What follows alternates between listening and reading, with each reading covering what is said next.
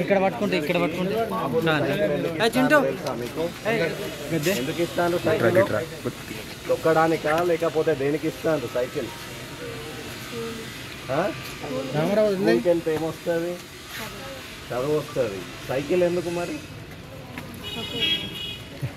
మీకు దాదాపు ఒక 2 కిలోమీటరు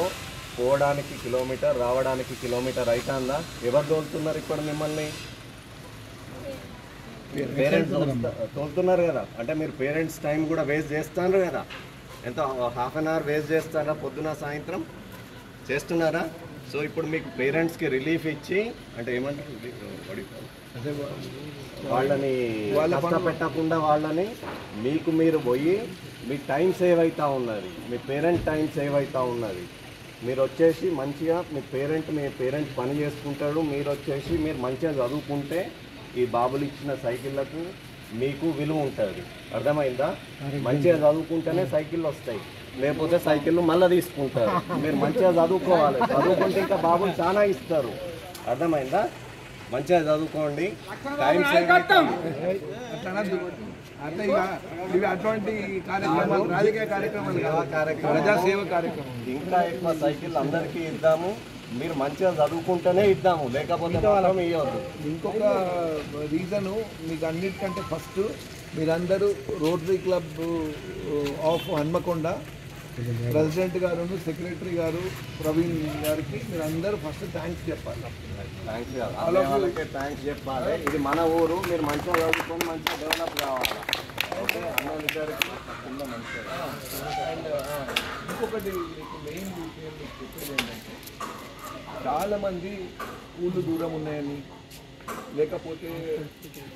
రాత్రిపూట అప్పుడప్పుడు క్లాసెస్ అయ్యి మళ్ళీ వాపసు రావాలంటే ఆడపిల్లలకు సెక్యూరిటీ లేకుండా నడుచుకుంటూ వస్తుంటే ఇబ్బందులు కొన్ని ఫేస్ చేసిన సందర్భాలు కూడా మనకు చూసినాం స్కూల్ దూరం ఉన్నది ఎవడు చదువుకుంటాడు మేము నడవలేము అంత పిల్లలు వీక్ ఉంటారు కదా అంత స్ట్రాంగ్ ఉండదు మన ఇండియాలో ఆడపిల్లలు వాళ్ళకు స్ట్రెంత్ ఉండదు సరిగ్గా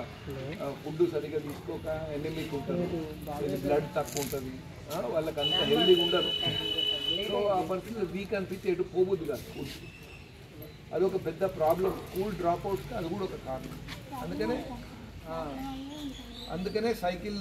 ఇస్తానంటే ఈజీగా ఇట్లా తొక్కుకుంటా వెళ్ళిపోవచ్చు